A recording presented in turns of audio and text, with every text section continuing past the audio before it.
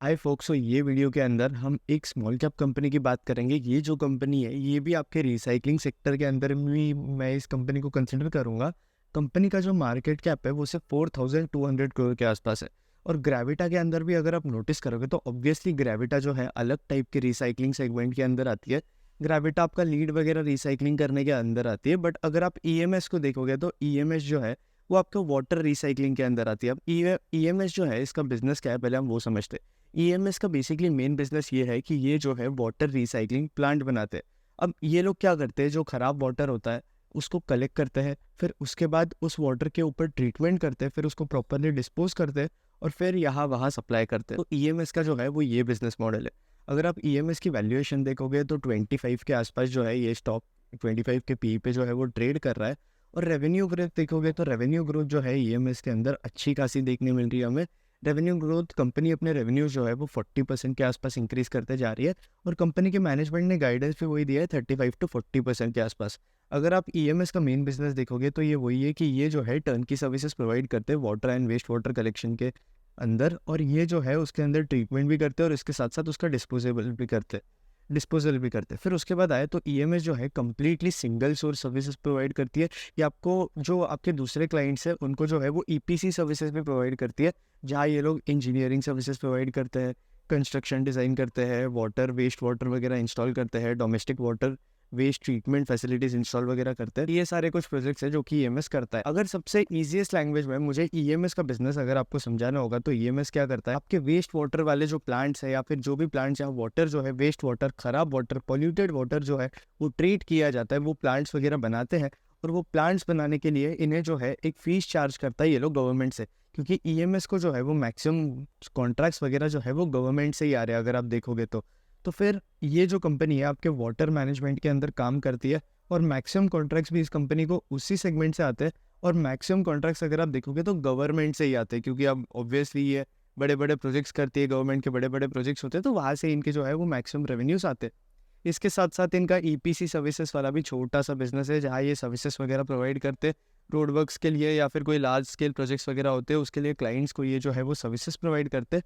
Total अभी company ने जो है कंपनी के पास कुछ 56 के आसपास जो है कंपनी ने इंजीनियर्स हायर कर रखे। और ये जो है ये किस टाइप के प्रोजेक्ट्स बनाती है, जैसे कि आपका ट्रीटमेंट प्लांट्स हो गया या फिर प्रेशर पाइपलाइन हो गई, तो ये सारे कुछ प्रोजेक्ट्स है।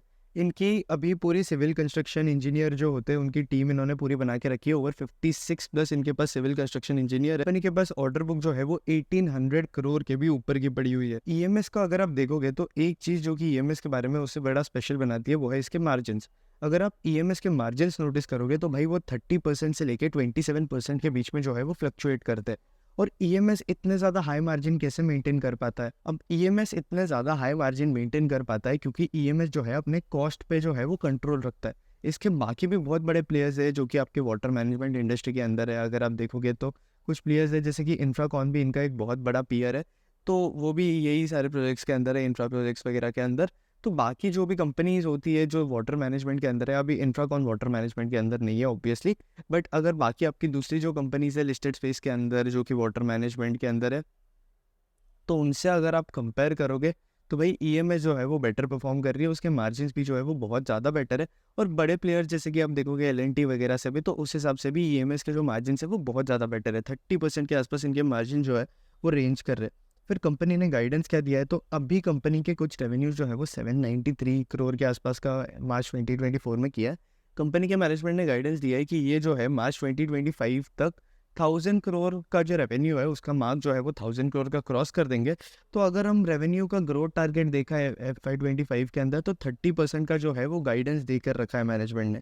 अब इनके कुछ कॉम्पिटिटर्स की बात करें तो इंफ्राकॉन, इसके साथ साथ एनसीसी, ये सारे जो कंपनीज है ये उनके कुछ कॉम्पिटिटर है। मेगा इंजीनियर, ये भी इनका एक बहुत बड़ा कॉम्पिटिटर है। एनसीबी यही आपके वाटर वाटर वाले बिजनेस के अंदर है। एनसीसी को मैंने एनालाइज किया था, ठीक ठाक ही कंपनी है, बट अगर आप एनसीसी के मार्जिन देखोगे तो एनसीसी के जो मार्जिन है वो कंपैरेटिवली कम है। और अगर आप यहाँ सेल्स ग्रोथ देखोगे तो सेल्स ग्रोथ भी इतना ज़्यादा नहीं है आपके एनसीसी के अंदर। आपका एनसीसी भी वही वाटर मैनेजमेंट के अंदर कुछ सर्विसेज प्रोवाइड करता है। हालांकि एनसीसी जो है आपके दूसरे रोड प्रोजेक्ट्स या फिर दूसरे आपके जो दूसरे टाइप के प्रोजेक्ट्स होते हैं जैसे कि इंफ्रा प्रोजेक्ट्स वगैरह, उनके लिए भी जो है ये जो है वो सर्विसेज वगैरह प्रोवाइड करता है। फिर उसके बाद हम देखेंगे तो अब वाटर मैनेजमेंट इंडस्ट्री के अंदर बड़ी ग्रोथ आ रही है, क्योंकि इंडिया के अंदर अगर आप देखोगे तो अर्बनाइजेशन इंक्रीज होते जा रहा है। अब अर्बनाइजेशन इंक्रीज होते जा रहा है, लोगों की जो फ्रेश वाटर की रिक्वायरमेंट की नीड है वो भी इंक्रीज होते जा रही है। और इसके साथ साथ गवर्नमेंट की तरफ से भी बहुत ज़्यादा पुश है ऐसी कंपनीज़ को। इनफैक्ट अगर आप नोटिस करोगे तो भाई जितनी भी रिसाइकलिंग कंपनीज़ है या फिर आपके एनवायरमेंटल सस्टेनेबिलिटी से रिलेटेड जो कंपनीज़ है, उन सारे स्टॉक्स के अंदर री रेटिंग हुई है। अगर आप ग्रेविटा को देख लो, फिर उसके बाद आप दूसरी कुछ कंपनीज देख लो जैसे कि पॉन्डी ऑक्साइड के अंदर भी जो है हमें री रेटिंग देखने मिला है, 317% का रिटर्न दिया है। ग्रेविटा ने भी ओवर 150% का रिटर्न दे दिया है एक साल के अंदर। और ईएमएस को भी अगर आप देखोगे तो अभी अभी इस कंपनी की लिस्टिंग हुई है और एक साल के अंदर 165% का जो रिटर्न है वो भी क्रॉस कर चुकी है। कि तो ये ग्रेविटा आपके जो रिसाइकलिंग स्टॉक्स है उनके अंदर जो है वो री रेटिंग देखने मिली है। तो गवर्नमेंट की तरफ से भी बहुत ज़्यादा पुश मिल रहा है, और ये पुश की वजह से ये सारे फैक्टर्स जो है वो एनकाउंटर होते हैं। जब भी मार्केट के अंदर कोई भी स्टॉक का जो प्राइस है वो इंक्रीज होता है तो हर एक फैक्टर जो है वो एनकाउंटर किया जाता है वो स्टॉक के लिए। तो अगर आप देखोगे तो ये रीज़न की वजह से स्टॉक्स के अंदर री रेटिंग हो चुकी है। और कंपनी के जो मैनेजमेंट है वो भी हैवी गाइडेंस दे रहे हैं, 35 to 40% के बीच में गाइडेंस दिया है ईएमएस के मैनेजमेंट ने अगले 3 से 4 साल के लिए। तो हैवी गाइडेंस भी दे रहे हैं, जिसकी वजह से कंपनी को जो है अब एग्जीक्यूशन पे इसका प्राइस डिपेंड करेगा। जैसे जैसे कंपनी जो है अपने प्रोजेक्ट जो है वो कॉन्स्टेंटली एग्जीक्यूट करते जाएगी, उस तरीके से स्टॉक का प्राइस भी जो है वो इंक्रीज होने लगेगा, अगर चीज़ें गाइडेंस के पार में चल रही है तो। और एक और चीज़ है कि ईएमएस के पास जो है वो 1800 करोड़ के आसपास का जो है वो ऑर्डर बुक पड़ा हुआ है, और अभी इनके रेवेन्यूज़ कुछ 700 करोड़ के आसपास है। तो अबाउट अगर आप देखो तो 2.5 टाइम्स ऑफ द रेवेन्यू इनके पास जो है वो ऑर्डर बुक पड़ा हुआ है। तो मुझे नहीं लगता इनके रेवेन्यू ग्रोथ के अंदर कोई दिक्कत देखने मिलेगा कंपनी को। इसके साथ साथ गवर्नमेंट जो है वो बहुत सारी योजनास वगैरह भी कर रही है, जैसे कि आपका जल जीवन योजना हो गया, स्वच्छ भारत योजना हो गया, अमृत 2.0 हो गया। तो ये सारी जो योजना है इसकी वजह से बहुत बड़ा पुश मिल रहा है आपकी जितनी भी रिसाइकलिंग कंपनीज है उनको। फिर उसके बाद अगर आप देखोगे तो इंडिया के अंदर अर्बनाइजेशन इंक्रीज़ हो रहा है, इसके साथ साथ इंडस्ट्रियल ग्रोथ भी इंक्रीज़ हो रही है इंडिया के अंदर। इसकी वजह से सस्टेनेबिलिटी के ऊपर बहुत ज़्यादा फोकस किया जा रहा है इंडिया के अंदर अभी फ़िलहाल तो, क्योंकि अब इंडिया भी एक डेवलपिंग कंट्री, अभी इंडिया थोड़े डेवलप्ड होने के स्टेज पे ही है। तो ऑब्वियसली भाई अब सिर्फ नॉर्मल पुरानी सी डेवलपिंग कंट्री तो नहीं हो, आप डेवलप भी हो रहे हो अभी, तो आपको सस्टेनेबिलिटी, इन्वायरमेंट, ऐसे सारे जो फैक्टर्स है उन पे भी ध्यान देना पड़ेगा। तो उस हिसाब से अगर हम देखें तो भाई ग्रोथ प्रॉस्पेक्ट्स तो है इस कंपनी के अंदर। फिर उसके बाद हम बात करें तो ये जो कंपनी है इनके मेन ऑपरेशन जो है वो आपके उत्तराखंड, उत्तर प्रदेश, महाराष्ट्र, बिहार और राजस्थान के अंदर होते हैं। मैक्सिमम इनका जो फोकस है वो आपका यूके और यूपी के ऊपर ही है। और फिर इनके अब ईएमएस के साथ एक प्रॉब्लम हो रहा है, बहुत बड़े बड़े प्लेयर्स है जैसे कि आपका एलएनटी वगैरह हो गया, तो इनके वजह से इन्हें जो है वो कंपटीशन के अंदर इंक्रीज देखने मिल रहा है। क्योंकि एलएनटी जैसे जो प्लेयर्स होते हैं वो खुद ही अपने लिए वाटर मैनेजमेंट का प्लांट लगवा रहे हैं, वाटर ट्रीटमेंट का प्लांट लगवा रहे हैं। ऑब्वियसली अगर उन्हें प्लांट लगाना है तो वो दूसरी कंपनीज को कंसल्ट कर सकते हैं, ईएमएस वगैरह की ईपीसी सर्विसेज ले सकते हैं। बट एलएनटी को तो कोई ज़रूरत नहीं है, क्योंकि एलएनटी खुद ही एक इंजीनियरिंग कंपनी है। तो मुझे नहीं लगता कि एलएनटी को कोई ईएमएस जैसी कंपनी की ज़रूरत भी पड़ेगी इंजीनियरिंग सर्विसेज के लिए, और ऑब्वियसली एलएनटी खुद का ही सर्विसेज यूज़ करेगी। तो एलएनटी जैसे जो प्लेयर्स है, ये जो बड़े प्लेयर्स है एकदम बहुत ज़्यादा फंडिंग के साथ, तो इन प्लेयर्स की वजह से ईएमएस जैसी जो छोटी लिस्टेड कंपनीज है उनके ऊपर एक रिस्क हो सकता है। ये एक जो चीज़ है ये आपको नोट करके रखनी चाहिए। फिर उसके बाद इनके जो मेन दो रेवेन्यू स्ट्रीम्स की बात करें तो ईएमएस के पास जो इसके रेवेन्यूज़ है वो दो तरीके से आ रहे हैं। एक जो है, पहला जो है जो कि ये प्रोजेक्ट्स वगैरह कर रहे हैं, वाटर मैनेजमेंट प्लांट्स वगैरह लगवा रहे हैं, वाटर ट्रीटमेंट प्लांट्स वगैरह लगवा रहे हैं, वहाँ से ग्रोथ देखने मिल रही है रेवेन्यूज़ के अंदर। और फिर उसके बाद जो दूसरी टाइप के रेवेन्यूज़ के अंदर इनके पास ग्रोथ देखने मिल रही है वो रिकरिंग ग्रोथ है। मतलब अब ये प्लांट्स वगैरह सेटअप करके देते हैं तो प्लांट्स पे मेंटेनेंस भी आता है, ऑपरेशन कॉस्ट वगैरह भी आते हैं, normal day to day repairs वगैरह भी होते रहते हैं। तो उसके लिए ये जो प्लांट के मैनेजर्स वगैरह है या फिर कोई भी जिन्होंने भी प्लांट लगवा कर लिया है या गवर्नमेंट हो गई, तो वो आके ईएमएस को ही बुलाएंगे, ईएमएस को ही कंसल्ट करने बोलेंगे, ईएमएस को ही सब ठीक करने बोलेंगे, और फिर उसके बाद उन्हें फीस वगैरह भी दी जाती है। तो ये जो है इनकी रिकरिंग रेवेन्यू स्ट्रीम है। फिर इसके साथ साथ ये जो कंपनी है इनको एक और तीसरी जगह से रेवेन्यूज आ रहा है वो है ईपीसी कॉन्ट्रैक्ट्स। बट अभी ईपीसी अगर आप देखोगे तो इस कंपनी का एकदम मेजर चंक ऑफ रेवेन्यू को जो है वो कंट्रीब्यूट नहीं करता है। फिर उसके बाद अगर आप देखोगे तो कंपनी के मैनेजमेंट ने जो है वो एक्सपेंसेस जो है अपने कॉन्स्टेंटली कट करते जा रहा है। जैसे कि आप बाकी रिसाइकलिंग कंपनीज के अंदर देखोगे तो उनके एक्सपेंसेस बड़े ज़्यादा होते हैं, बट ईएमएस के अंदर मार्जिन इतने अच्छे हैं क्योंकि ईएमएस जो है बहुत ज़्यादा कॉस्ट कटिंग करता है। मतलब इनकी क्वालिटी ख़राब नहीं करता है ये प्रोजेक्ट्स की, बट कॉस्ट के ऊपर जो है ईएमएस जो है वो अच्छा खासा कंट्रोल मेंटेन करके रखता है, जिसकी वजह से इनके जो मार्जिन है वो भी इंक्रीज होते जा रहे हैं। और ईएमएस जो है आपका सीवेज वाटर ट्रीटमेंट प्लांट्स के अंदर जो है स्पेशलाइजेशन कर चुका है।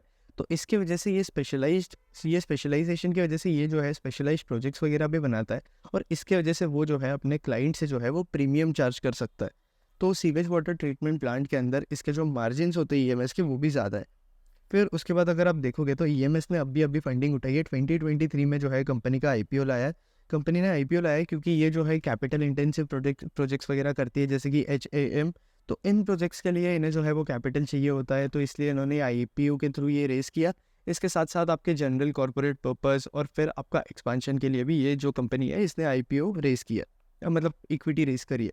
फिर उसके बाद अगर आप देखोगे तो कंपनी के मैनेजमेंट ने गाइडेंस दिया है कि इनका प्रॉफिट आफ्टर टैक्स का जो मार्जिन है वो 21-22% के आसपास है।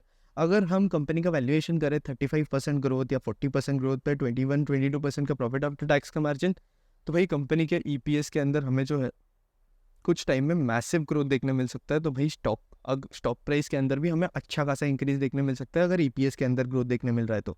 तो ये जो चीज़ है वो हमें नोट करके रखनी चाहिए, और बाकी ये जो भी चीज़ है ये मैनेजमेंट के एग्जीक्यूशन पे ही डिपेंड करेगा। फिर उसके बाद अगर आप देखोगे तो ये जो कंपनी है ये इतना ज़्यादा एफिशिएंटली कैसे मेंटेन कर पा रही है, अपने कॉस्ट वगैरह कैसे कंट्रोल कर पा रही है, क्योंकि ये कंपनी जो है वो इन हाउस एग्जीक्यूशन करती है। इसके साथ साथ इस कंपनी का जो प्रोजेक्ट सिलेक्शन है वो भी बड़ा अच्छा है। अगर आप देखोगे तो अब ईएमएस जो है वो गवर्नमेंट कॉन्ट्रैक्ट्स उठाती है, तो ये जो भी कॉन्ट्रैक्ट्स उठाती है ये वही कॉन्ट्रैक्ट्स उठाती है जिसके अंदर इनके जो प्रॉफिट मार्जिन्स वगैरह होते हैं वो सबसे ज़्यादा होते हैं। तो इसलिए हम बोलते हैं कि कोई भी कंपनी का जितना अच्छा प्रोजेक्ट सिलेक्शन होता है इंजीनियरिंग कंपनीज के अंदर या इंफ्रास्ट्रक्चर सेगमेंट के अंदर, उतना ज़्यादा उस कंपनी के प्रॉफिटेबिलिटी के लिए और रेवेन्यू के हिसाब से जो है ये चीज़ें बेटर होती है। फिर बट अब ये कंपनी के अंदर ये भी एक रिस्क आ जाता है कि भाई गवर्नमेंट जो है अभी करंटली जो है वो वाटर मैनेजमेंट, वाटर ट्रीटमेंट, ये सारी चीज़ों पे, जल जीवन योजना वगैरह अब भी करंटली फोकस कर रही है। ऐसा नहीं है कि गवर्नमेंट का जो फोकस है वो कॉन्स्टेंटली एटर्निटी तक रहता है, क्योंकि बहुत बार हमने देखा है कि भाई इंडियन गवर्नमेंट ने बहुत सारी चीज़ें चालू की है, बहुत सारी स्कीम्स चालू की है, जहाँ पे इन्होंने सब्सिडीज़ वगैरह प्रोवाइड करना स्टार्ट किया। कुछ सालों तक वहाँ सब्सिडी प्रोवाइड करते और फिर उसके बाद वहाँ जो है वो सब्सिडी वगैरह बंद कर देते।